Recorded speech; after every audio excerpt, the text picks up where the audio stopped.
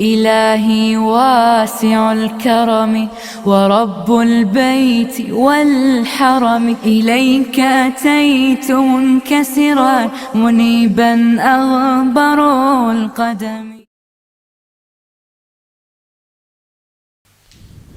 السلام علیکم ورحمۃ اللہ وبرکاتہ. الحمد للہ رب العالمین حمد الشاکرین والصلاة والسلام علی خیر البریۃ محمد وعلی آلہ الطیبین الطاہرین. لا الہ الا اللہ وحدہ لا شریک لہ لہ الملک ولہ الحمد وہو علی کل شیء قدیر. اما بعد فأعوذ بالله السميع العليم من الشيطان الرجيم من همزه ونفخه ونفثه. بسم الله الرحمن الرحيم. من أجل ذلك كتبنا على بني إسرائيل أنه من قتل نفسا بغير نفس أو فساد في الأرض فكأنما قتل الناس جميعا ومن أحياها فكأنما أحيا الناس جميعا وَلَقَدْ جَاءَتْهُمْ رُسُلُنَا بِالْبَيِّنَاتِ ثُمَّ إِنَّ كَثِيرًا مِّنْهُمْ بَعْدَ ذَلِكَ فِي الْأَرْضِ لَمُسْرِفُونَ. امثال القرآن یعنی قرآن میں موجود مثالوں کے متعلق بفضلہ تعالی سلسلہ وار گفتگو چل رہی ہے. اسی سلسلے سے آج سورہ مائدہ کی آیت 32 آپ کے سامنے پڑھی گئی ہے. اس آیت میں اللہ سبحانہ و تعالی نے ناحق قتل کی مثال بیان فرمائی. اللہ سبحانہ و تعالی نے کہا اسی وجہ سے ہم نے بنی اسرائیل پر یہ لکھ دیا تھا کہ جو کوئی کسی کو ناحق قتل کرے گا یا پھر زمین میں فساد برپا کرنے کی وجہ سے بغیر کسی نفس کے یا زمین میں فساد برپا کرنے کی وجہ سے فَكَأَنَّمَا قَتَلَ النَّاسَ جَمِيعًا تو گویا کہ اس نے ساری انسانیت کا قتل کر دیا. وَمَنْ أَحْيَاهَا فَكَأَنَّمَا أَحْيَا النَّاسَ جَمِيعًا اور جس نے کسی جان کو بچایا تو گویا کہ اس نے ساری جانوں کو بچا لیا. وَلَقَدْ جَاءَتْهُمْ رُسُلُنَا بِالْبَيِّنَاتِ اور یقیناً ہمارے رسول ان کے پاس واضح نشانیوں کے ساتھ پہنچے. ثم ان کثیرا منہم بعد ذلک فی الارض لمسرفون لیکن اس کے باوجود بہت سے بنی اسرائیل زمین میں حد سے آگے بڑھنے والے تھے. اس آیت میں اللہ سبحانہ و تعالی نے یہ بات بیان فرمائی کہ بنی اسرائیل پر اللہ سبحانہ و تعالی نے بات واضح کر دی تھی کہ تم میں سے جو کوئی ناحق کسی جان کو مارے بغیر کسی جان کے یا زمین میں فساد کرنے کے علاوہ تو گویا کہ اس نے ایک جان کو نہیں مارا بلکہ ساری انسانیت کو مار دیا. اور جس نے ایک جان کو بچایا تو گویا کہ اس نے ایک جان کو نہیں بچایا بلکہ اس نے ساری انسانیت کو بچایا. دراصل یہ آیت آدم علیہ السلام کے دونوں بیٹوں کے تذکرے کے بعد اللہ سبحانہ و تعالی نے بیان فرمائی. آدم علیہ السلام کے دو بیٹے جن کا واقعہ بڑا معروف ہے، ایک حابیل اور ایک قابیل.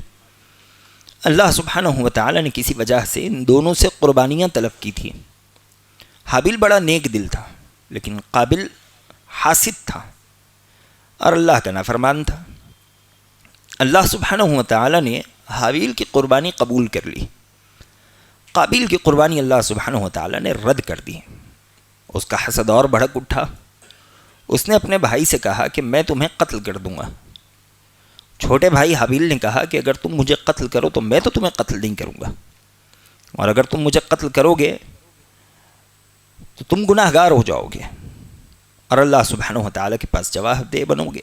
الغرض قابیل نے اپنے چھوٹے بھائی حابیل کا قتل کر دیا. آگے اللہ سبحانہ و تعالیٰ نے اس آیت کو نازل فرمایا. یہاں اللہ سبحانہ و تعالیٰ نے صرف بنی اسرائیل کا تذکرہ کیا، لیکن یہ آیت صرف بنی اسرائیل کے لیے خاص نہیں ہے، بلکہ ایک قاعدہ ہے شرع من قبلنا، ہم سے پہلے لوگوں کی جو شریعتیں ہیں اگر وہ ہماری شریعت سے نہ ٹکرائے اور ہماری شریعت اس چیز کو باقی رکھے تو ہماری شریعت میں بھی وہ چیز ویسے ہی تصور کی جائے گی جیسی پچھلی شریعتوں میں تھی۔ اللہ کے نبی علیہ الصلوۃ والسلام نے اس چیز کو باقی رکھا، تو یہ حکم جیسے بنی اسرائیل کے لیے تھا ویسے ہی ہمارے لیے بھی ہے۔ اور اس سلسلے میں حسن بصری رحمہ اللہ علیہ نے کہا کہ گرچہ یہ آیت اللہ سبحانہ و تعالیٰ نے بنی اسرائیل کے دور میں رکھی تھی، لیکن قرآن میں جب اللہ نے آیت نازل فرمائی تو یہ حکم امت محمدیہ کے لیے بھی ویسے ہی ہے جیسے یہ حکم بنی اسرائیل کے لیے تھا، اس لیے کہ بنی اسرائیل کا خون کچھ خاص نہیں تھا کہ دوسرے تمام لوگوں سے انہیں الگ کر دیا جائے۔ جیسے دوسرے لوگوں کا خون ہے ویسے ہی بنی اسرائیل کا خون بھی تھا، یا جیسے بنی اسرائیل کا خون ہے ویسے ہی دوسرے تمام لوگوں کا خون ہے۔ جیسے وہاں ناحق خون کا بدلہ اللہ سبحانہ و تعالی سخت رکھا ہوا تھا، یہاں بھی ناحق خون کا بدلہ بڑا سخت ہے۔ الغرض اس آیت میں شریعت اسلامیہ نے انسانی جان کی اہمیت بتائی اور بتایا کہ ناحق کسی جان کو نقصان نہیں پہنچایا جائے گا۔ اس سلسلے میں اللہ کے نبی علیہ الصلوۃ والسلام سے کئی روایت ہیں، جیسے کہ ایک روایت عبداللہ بن عمرو بن عاص رضی اللہ تعالیٰ عنہ سے ہے، کہتے ہیں کہ اللہ کے نبی علیہ الصلوۃ والسلام نے کہا من قتل نفسا معاہدا لم یرح رائحة الجنہ وإن ریحها لیوجد من مسیرۃ 40 عاما۔ نبی علیہ الصلوۃ والسلام نے کہا کہ کوئی آدمی کسی معاہد کو قتل کر دے، یعنی ایسے انسان کو جس سے صلح کا معاہدہ ہو۔ آج کے دور میں جیسے کسی اسلامی ملک نے کسی کو اپنے ویزے پر بلایا ہوا ہے، یعنی اس نے اسے امن کا معاہدہ دیا ہوا ہے کہ تم ہمارے ملک میں آ سکتے ہو۔ اب اگر ویسی حالت میں کوئی کسی معاہد کو مار دے، اللہ کے نبی علیہ الصلوۃ والسلام کہتے ہیں یہ قتل کرنے والا جنت کی خوشبو بھی نہیں سن پائے گا۔ اور جنت کی خوشبو کا معاملہ یہ ہے کہ یہ 40 سال کے فاصلے سے انسان کو آ جایا کرتی ہے۔ تو اللہ سبحانہ و تعالی ناحق کسی کو مارنے والے کے لیے یہ سزا دے گا کہ اسے جنت سے 40 سال کے فاصلے پر ڈال دے گا، وہ اس قدر جنت سے دور ہوگا۔ ایسے ہی عمرو بن حمق رضی اللہ تعالیٰ عنہ بھی حدیث ہے، کہتے ہیں کہ اللہ کے نبی علیہ الصلوۃ والسلام نے کہا من امن رجلا على دمه فقتله فانه يحمل لواء غدر يوم القیامہ۔ جو آدمی کسی انسان کو امن کا پروانہ دے دے کہ تم میرے جانب سے امن و امان میں ہو، لیکن اس کے باوجود اسے مار دیا جائے، نبی علیہ الصلوۃ والسلام کہتے ہیں کہ اس آدمی کے پاس روز قیامت غداری کا جھنڈا ہوگا۔ اللہ سبحانہ و تعالی اس کی پہچان کے طور پر اسے غداری کا، خیانت کا علم عطا کرے گا۔ آگے روایت میں اللہ کے نبی علیہ الصلوۃ والسلام نے یہاں تک کہا وَأَنَا بَرِيءٌ مِّنَ الْقَاتِلِ وَإِنْ كَانَ الْمَقْتُولُ كَافِرًا۔ ایسے قاتل سے میرا کوئی تعلق نہیں ہوگا، اگرچہ قتل ہونے والا ایک کافر ہی کیوں نہ ہو، اگر اسے ناحق مار دیا جائے، نبی علیہ الصلوۃ والسلام کہتے ہیں کہ ایسے مسلمان کے لیے میری کوئی طرفداری نہیں ہوگی۔ اور روز قیامت اس مقتول کا کیا معاملہ ہوگا؟ ابن عباس رضی اللہ تعالیٰ عنہ بھی حدیث ہے، کہتے ہیں یجیء المقتول بالقاتل یوم القیامہ ناصیتہ ورأسہ فی یدہ واوداجہ تشخب دما یقول یا ربی قتلنی حتی یدنیہ من العرش۔ ابن ماجہ اور نسائی کی یہ روایت ہے۔ ابن عباس رضی اللہ تعالیٰ عنہ کہتے ہیں کہ اللہ کے نبی علیہ الصلوۃ والسلام نے کہا کہ مقتول یعنی قتل ہونے والا روز قیامت قاتل کے سر کو، اس کی پیشانی کو اپنے ایک ہاتھ میں لے آئے گا، اس انداز سے کہ اس کے جبڑوں سے خون کے فوارے پھوٹ رہے ہوں گے۔ یہ اللہ سبحانہ و تعالی کو آواز لگاتا جائے گا یا ربی قتلنی الہ العالمین، اس نے مجھے قتل کیا، اے اللہ اس نے مجھے قتل کیا۔ وہ ایسے ہی ندا لگاتا جائے گا اور اللہ سبحانہ و تعالی کے قریب ہوتا جائے گا۔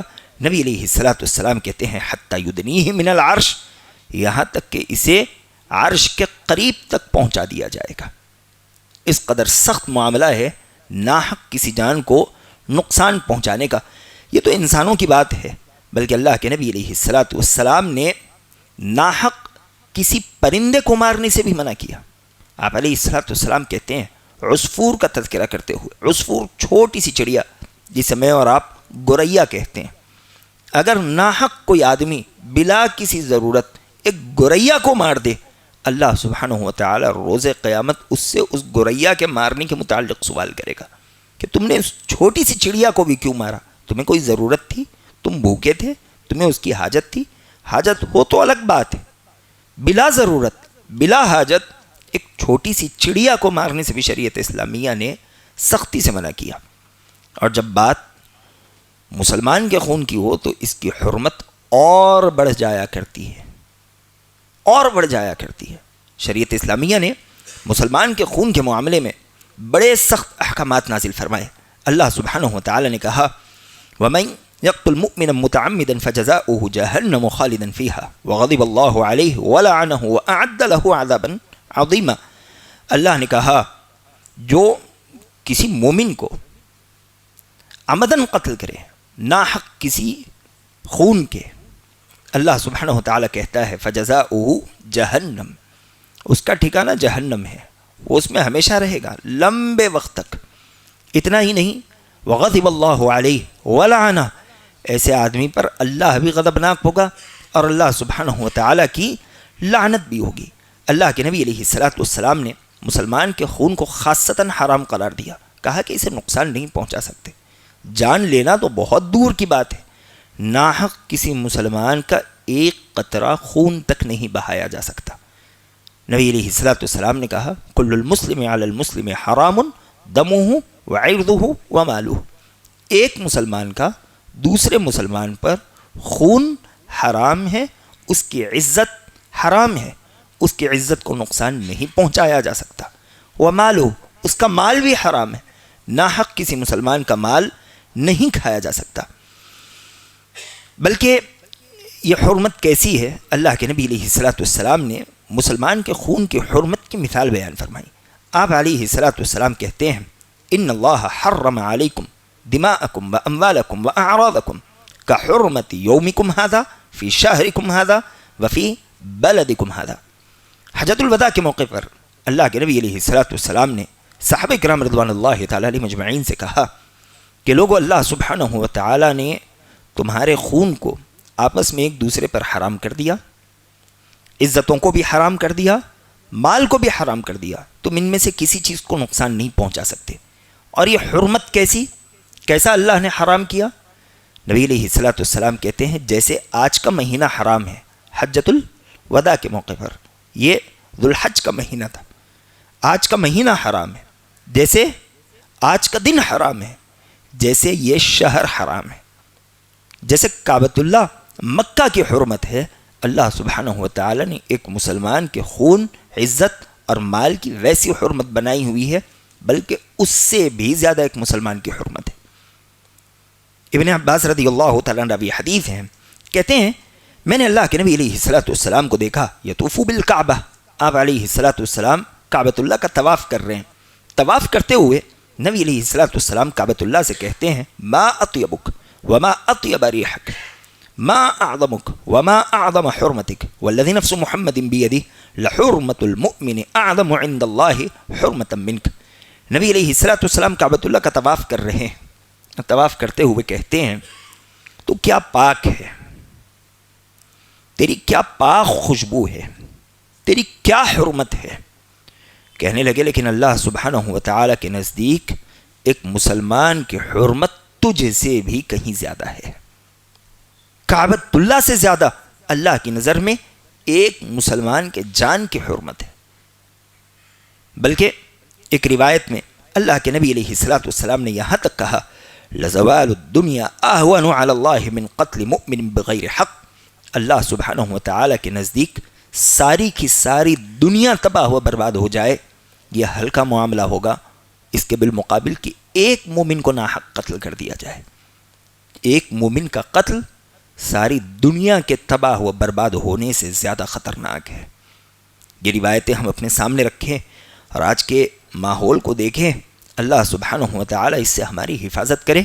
ہم بھی کہیں نہ کہیں بہت سے دفعہ مسلمانوں کی توہین اور ان کی بے حرمتی کے شکار ہو جاتے ہیں. کئی دفعہ عزتوں کو لے کر، کئی دفعہ مال و دولت کو لے کر، اور کئی دفعہ خون کو بھی لے کر.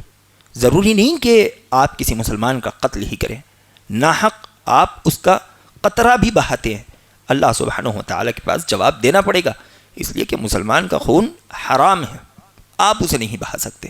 اور اگر بات قتل کی پہنچ جائے تو یہ معاملہ تو بڑا سخت ہے، بڑا سخت. روز قیامت سب سے پہلے اللہ سبحانہ و تعالیٰ حقوق العباد میں جس چیز کا فیصلہ کرے گا وہ خون کا فیصلہ ہوگا. ناحق کسی نے کسی کو قتل کیا ہوگا، اسے روز قیامت سب سے پہلے اپنی اس حرکت کا جواب دینا پڑے گا، اور اللہ سبحانہ و تعالیٰ ایسے گناہ گاروں کو سب سے پہلے جہنم میں داخل کرے گا. شریعت اسلامیہ نے اس سلسلے میں بڑے سخت فیصلے لیے. عمر رضی اللہ تعالیٰ عنہ کے دور میں ایک جماعت نے ایک بچے کو قتل کر دیا. عمر رضی اللہ تعالیٰ عنہ نے حکم دیا کہ ساری کی ساری جماعت کو قتل کر دیا جائے، اس لیے کہ اس جماعت نے ناحق کسی کو مارا ہے. لوگوں نے عمر رضی اللہ تعالیٰ عنہ سے سوال کیا کہ عمر، قتل ایک بچہ ہوا ہے اور تم ساری جماعت کے قتل کا حکم دے رہے ہو. عمر رضی اللہ تعالیٰ عنہ نے کہا کہ اس گناہ میں یہ سارے کے سارے برابر کے شریک ہیں، یہ تو ایک جماعت کی بات ہے. لو اشترک فیہا اہل صنعاء لقتلتہم، اگر سارے کے سارے اہل صنعاء اس بچے کے گناہ میں شریک ہوتے تو میں سارے کے ساروں کو قتل کر دیتا. اس لیے کہ کسی بھی جان کو ناحق مارنا یہ کوئی معمولی بات نہیں ہے، بلکہ اللہ کے نبی علیہ الصلوۃ والسلام نے ایک روایت میں یہاں تک کہا کہ اگر سارے زمین والے اور سارے آسمان والے مل کر ناحق کسی کو مار دے، اللہ سبحانہ و تعالی اس ایک جان کا بدلہ دلانے کے لیے سارے زمین والوں کو اور سارے آسمان والوں کو جہنم میں داخل کر دے گا. اگر ناحق کسی ایک جان کو ایسے ہی ضائع کر دیا جائے. اور آج کا ہمارا معاشرہ اللہ سبحانہ و تعالی حفاظت کرے، اینٹ کا جواب پتھر سے دیں گے. اور ایسے بہت سے قصے رواب میں اور ترے میں بیان کیے جاتے ہیں کہ انہوں نے گالی کے بدلے سامنے والے کی جان لے لی. فخریہ بیان کیا جاتا ہے، یہ کوئی فخر کی بات نہیں ہے، یہ حقارت آمیز جملہ ہے. بلکہ اگر ہم اسلاف کی زندگیوں کو دیکھیں تو ہمیں معلوم پڑے گا کہ وہ جانوں کا کس قدر لحاظ رکھا کرتے تھے. ابو ہریرہ رضی اللہ تعالیٰ عنہ عثمان بن عفان رضی اللہ تعالیٰ عنہ کے پاس آتے ہیں، طبقات الکبریٰ کی روایت ہے. آ کر کہتے ہیں کہ عثمان، یہ بلوائی آپ کو ناحق گھیرے ہوئے ہیں، آپ مجھے اجازت دیجیے، میں آپ کے جانب سے لڑوں گا. میرے پاس کچھ لوگ بھی ہیں جو آپ کے لیے اپنی جان دے دیں گے. عثمان بن عفان رضی اللہ تعالیٰ عنہ نے کہا، ابو ہریرہ، کیا تم یہ پسند کرتے ہو کہ تم ان میں سے کسی ایک کو مارو اور اللہ سبحانہ و تعالی ساری زمین کے لوگوں کے قتل کا جرم تمہارے کاندھوں پر ڈال دے؟ ابو ہریرہ رضی اللہ تعالیٰ عنہ نے کہا کہ میں ہرگز پسند نہیں کروں گا. عثمان رضی اللہ تعالیٰ عنہ کہنے لگے، لہذا میں بھی یہ بات پسند نہیں کرتا کہ ان میں سے کسی ایک کے قتل کی وجہ سے سارے لوگوں کے قتل کا گناہ اللہ میرے کاندھوں پر ڈال دے. ابو ہریرہ، میں تمہیں حکم دیتا ہوں کہ تم میری جانب سے لڑائی نہ کرو، واپس لوٹ جاؤ اور تم پر کوئی گناہ نہیں ہوگا، اللہ کے حضور میں جواب دوں گا. ابو ہریرہ رضی اللہ تعالیٰ عنہ واپس ہو لیے. آگے چل کر عثمان رضی اللہ تعالیٰ عنہ کی جان تک چلی گئی. انہیں جان دینا گوارا ہوا لیکن ناحق کسی کی جان لینا گوارا نہیں ہوا. یہ اسلاف تھے. ابن عباس رضی اللہ تعالیٰ عنہ کہتے ہیں کہ عثمان رضی اللہ تعالیٰ عنہ نے یہ بات اسی آیت کی روشنی میں بیان فرمائی. آیت کیا؟ اللہ نے کہا، من قتل نفسا بغیر نفس او فساد، جس کسی نے ناحق کسی جان کو بغیر کسی جان کے یا زمین میں فساد کیے بغیر ہی قتل کر دیا، فکأنما قتل الناس جميعا. یہاں اللہ سبحانہ و تعالیٰ نے جان لینے کی دو گنجائشیں بیان فرمائی. پہلی یہ کہ اگر کوئی کسی کو مار دے تو بدلے میں اسے مارا جا سکتا ہے، جسے ہم قصاص کہتے ہیں. لیکن یہ بتائیں کہ قصاص دلوانا کس کی ذمہ داری ہے؟ حاکم وقت کی. جہاں اسلامی حکومت ہوگی حاکم فیصلہ کرے گا یا حاکم کا نائب قاضی فیصلہ کرے گا. یہ فیصلہ میں اور آپ خود سے نہیں کر سکتے. وہ تمام دلیلیں دیکھیں گے، تمام حالات دیکھیں گے، احوال دیکھیں گے، پھر فیصلہ دیں گے کہ ہاں اس کا قتل کیا جا سکتا ہے، یہ بدلے میں قصاص کے طور پر قتل کیا جا سکتا ہے. حاکم وقت اگر اجازت دے گا تب قتل ہوگا، اگر وہ اجازت نہ دے تو قتل نہیں ہو سکتا. اور جہاں اسلامی حکومت نہ ہو تو اس کی کوئی گنجائش نہیں ہے. میرا اور آپ کا اختیار نہیں ہے، اللہ سبحانہ و تعالی نے یہ اختیار حاکم وقت کو دیا ہوا ہے. او فساد فی الارض. اللہ نے کہا قتل کی دوسری جائز وجہ زمین میں فساد ہو سکتا ہے. یہاں فساد سے مراد وہ فساد ہے جس کا نقصان عام ہو, کئی لوگوں تک پہنچ جائے. اس لیے فساد کی تفسیر میں سب سے پہلی مثال جو دی جاتی ہے وہ ہے راستوں کو روک دینا, ڈاکہ زنی کرنا, عمومیت کے ساتھ لوگوں کو مارنا, پیٹنا, ان کا مال چھین لینا. یہ زمین میں فساد ہے. ایسے ہی زنا بھی زمین میں فساد ہے. اسی لیے جو شادی شدہ مرد یا شادی شدہ عورت زنا کی مرتکب ہو جائے اسے قتل کر دینے کا حکم دیا گیا. ایسے ہی ہم جنس پرستی, مرد کا مرد کی طرف آنا یا عورت کو عورت کی طرف آنا, یہ بھی زمین میں فساد ہے. اس کا نقصان دو تک محدود نہیں رہتا بلکہ پھیلتا ہے. اس لیے شریعت اسلامیہ نے کہا کہ ایسے کوئی لوگ ملے, چاہے شادی شدہ ہو غیر شادی شدہ ہو, ان کا سر مار دیا جائے گا, ان کا خون حلال ہوگا. الغرض یا تو کسی نے کسی کو قتل کیا ہوگا, اس کا قتل کیا جا سکتا ہے, یا کسی نے زمین میں فساد برپا کیا ہوگا, اس کا قتل کیا جا سکتا ہے. لیکن یہ دونوں قتلوں کی اجازت وہیں ہوگی جہاں اسلامی حکومت ہو. یہ فیصلہ حاکم وقت کرے گا, خلیفۃ المسلمین کرے گا, یا پھر اس کا نائب کوئی قاضی کرے گا. اگر یہ نہیں ہے تو ہم میں سے کسی کو اجازت نہیں ہے کہ کسی بھی جان پر ہاتھ اٹھائے, کسی جان کا خون بہائے. اس کے بالمقابل اللہ سبحانہ و تعالی نے جو دوسری بات بیان فرمائی وہ آج ہمارے پاس ہے, ہم اس پر عمل کر سکتے ہیں. وَمَنْ أَحْيَاهَا فَكَأَنَّمَا أَحْيَا النَّاسَ جَمِيعًا. اللہ نے کہا جس کسی نے کسی جان کو بچا لیا تو گویا کہ اس نے ساری انسانیت کو بچا لیا, اسے ساری انسانیت کے بچانے کا ثواب ملے گا. اب کسی اور کو بچانا دو شکلوں میں ہو سکتا ہے. ایک شکل یہ ہے کہ کسی نے کسی کے قتل کا عزم مصمم کر لیا ہو, لیکن پھر اللہ سبحانہ و تعالیٰ کے ڈر سے اس نے اس ارادے کو ملتوی کر دیا. اللہ سبحانہ و تعالیٰ اسے کئی جانوں کے بچانے کا ثواب دے گا. دوسری شکل یہ ہے کہ کوئی آدمی نقصان میں پڑا ہو, مرنے والا ہو, کسی وجہ سے اس کی جان جانے والی ہو, آپ اس کے آڑے آ جائیے, اس کی جان بچائیے. شریعت اسلامیہ اس کی جان بچانے کی وجہ سے آپ کو ساری انسانیت کی جان بچانے کا ثواب عطا کرے گی. انسانوں کی جان تو انسانوں کی جان, اللہ سبحانہ و تعالی ایک جانور کی جان بچانے پر جنت کا مستحق بنا دیا کرتا ہے. جیسا کہ بخاری کی بڑی مشہور روایت ہے, ایک آدمی راہ سے جا رہا تھا, وہ بڑا پیاسا ہوا, اسے کنواں نظر آیا, وہ کنویں میں اترتا ہے, پانی پیتا ہے, باہر نکلتا ہے تو یہ دیکھتا ہے کہ ایک کتا مٹی پیاس کی وجہ سے چاٹ رہا ہے. اس نے کہا کہ اس کتے کو بھی ویسے ہی پیاس لگی ہے جیسی پیاس مجھے لگی تھی. یہ واپس سے دوبارہ کنویں میں اترتا ہے, اپنے چمڑے کے موزے میں پانی بھرتا ہے, موزے کو منہ سے پکڑتا ہے, واپس آ کر اس کتے کو پانی پلا دیتا ہے, اس کی پیاس بجھا دیتا ہے, اس کی جان بچا لیتا ہے. نبی علیہ الصلوۃ والسلام کہتے ہیں فشکر اللہ لہ فغفر لہ. اللہ سبحانہ و تعالی نے اس کے اس عمل کی قدر کی, اللہ نے اس کی مغفرت کر دی. اللہ نے ایک جانور کی جان بچانے کے عوض اس انسان کو جنت میں داخل کر دیا. تو شریعت اسلامیہ جانوں کا بڑا احترام کرتی ہے. یہ آیت ہم میں سے ہر انسان کو یاد ہونی چاہیے. آیت یاد نہ ہو کم از کم اتنا یاد رکھ لیجئے, سورہ مائدہ 5 نمبر کی آیت, آیت نمبر 32, آیت نمبر 32, سورہ نمبر 5 آیت نمبر 32. یہ 2 نمبر یاد رکھ لیجئے, انشاءاللہ آپ اسلام کا صحیح اور سچا چہرہ دنیا کے سامنے بتا سکتے ہیں. آج اسلام پر جو دہشت گردی کا الزام دھرا جاتا ہے, اس آیت سے وہ تمام تر الزامات ایسے ہی زائل ہو جائیں گے.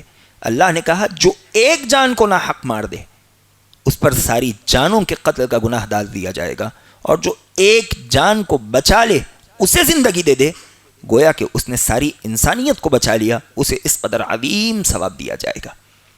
آپ اگر دعوت دینا چاہتے ہیں ان کے سامنے صرف یہ ایک آیت پیش کریں, دیکھیں باذنہ تعالی دین اسلام کی سچائی کا ان پر بڑا گہرا اثر پڑے گا.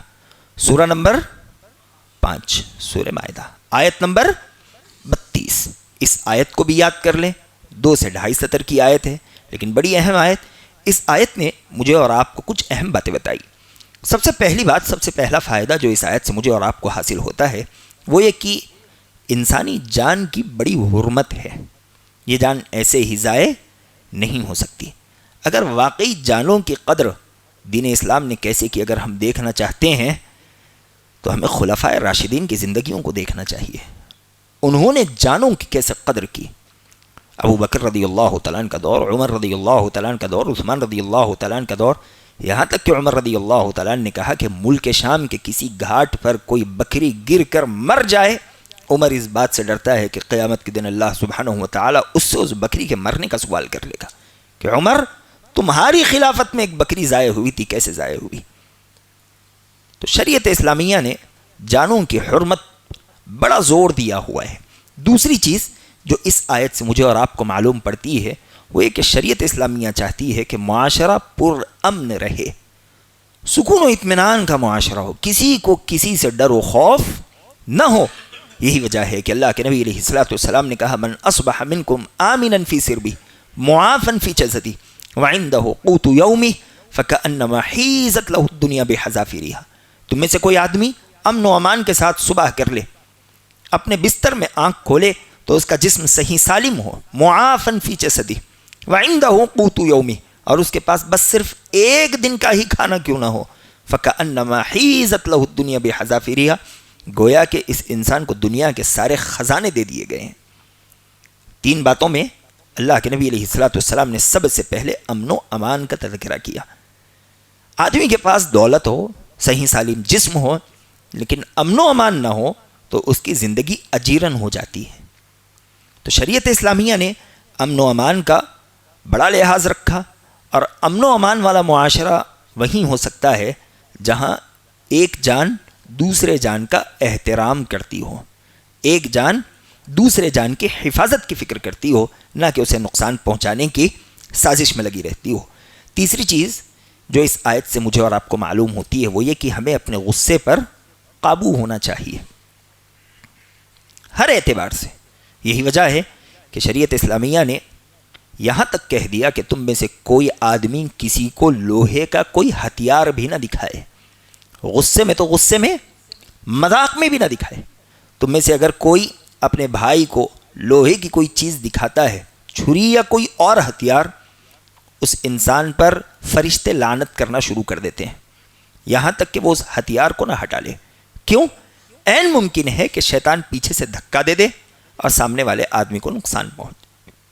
تو شریعت اسلامیہ نے بتایا کہ تم اپنے غصے پر قابو رکھنا سیکھو، غصے پر قابو ہوگا، جانوں کی حفاظت ہوگی، معاشرے میں امن و امان عام ہوگا۔ چوتھی چیز جو اس آیت سے مجھے اور آپ کو معلوم پڑتی ہے وہ یہ کہ شریعت اسلامیہ چاہتی ہے کہ ہم میں ایک دوسرے کی مدد کا جذبہ ہونا چاہیے۔ اس لیے اللہ نے کہا وَمَنْ أَحْيَاهَا فَكَأَنَّمَا أَحْيَا النَّاسَ جَمِيعًا، جس نے ایک تکلیف میں پڑے آدمی کو بچا لیا گویا کہ اس نے ساری انسانیت کو بچا لیا۔ تو ایک دوسرے کی مدد کا مادہ ہونا چاہیے۔ نبی علیہ الصلوۃ والسلام نے کہا انصر اخاک ظالما او مظلوما، تم اپنے بھائی کی مدد کرو، تمہارا بھائی ظالم ہو تب بھی اس کی مدد کرو۔ ظالم کی مدد کیسے ہو سکتی ہے؟ وہ کسی پر ظلم کر رہا ہے، تم اس کا ہاتھ پکڑ لو، اسے ظلم کرنے نہ دو، اسے گناہ سے بچا لو، وہ اس کی مدد ہے۔ مظلوم کی مدد کرو، اس کے جان کی حفاظت کرو، ظالم کے خلاف کھڑے ہو جاؤ۔